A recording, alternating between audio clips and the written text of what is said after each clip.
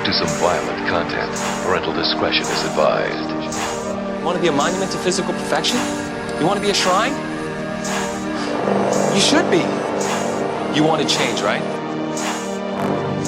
Oh, you got to change in that fanny pack. Is that what you want? Is that what you want? I don't want to be famous.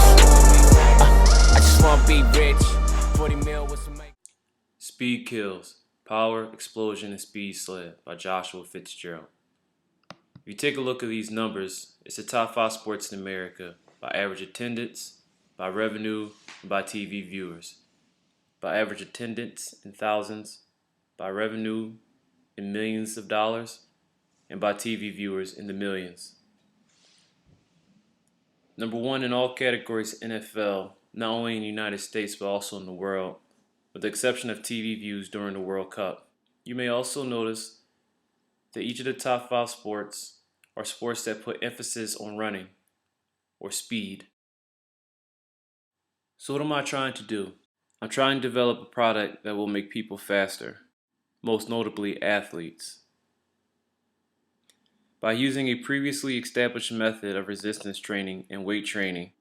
Weight training refers to exercising muscle fibers to a point of breaking them down, and through the course of the following days, the fibers repair and grow stronger to meet the demands that have been placed on the specific muscle group.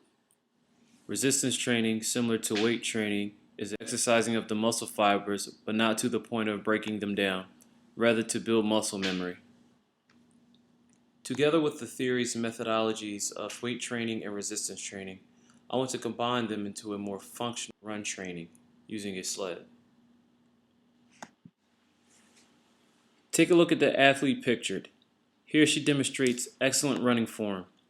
90-degree elbow bend, good forward lean, good forward drive with her leading leg towards her torso.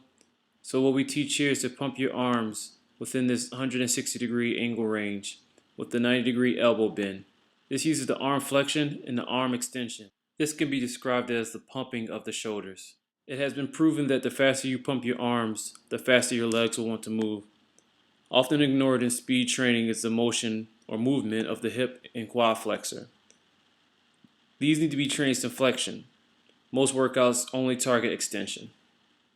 As you may be able to see from the video, the majority of the athlete's strength is being used to drive through the back foot rather than working on the arm flexion, the arm extension, the hip flexion, and the hip extension.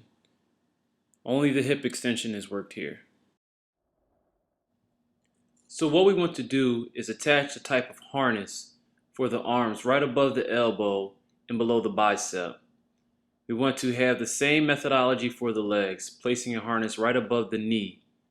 With these harnesses, we want to link the weighted sled to the points of interest through or with an assortment of different resistance bands. This will allow us to work the shoulders and hip flexors, most importantly in the flexion state. This next video will show an example of how we look to accomplish this task. Extend it out. Alright, go back down. Now go slow, lift it up. Feel it in here. Alright, go back down. Notice how the forward lean puts more emphasis on the hip flexor. We want to work the hip flexors in flexion and extension, as well as the shoulders in flexion and extension. Here is an example of our prototype sled. It will connect the back two to the shoulders at the elbows and the front two to the thighs right above the knees. This next graphic is a comparison of the 40-yard dash by position. It is broken down to 3 categories: high school, Division I intercollegiate, and the NFL. Once you take a look at the graphic, you will see that there is only 1/10 to 2/10 of a second difference average between each level, which does not seem very significant. However, this can be the difference between winning and losing. First and third place, a first-round draft pick and a fifth-round draft pick. What matters is how important of a difference will it make you.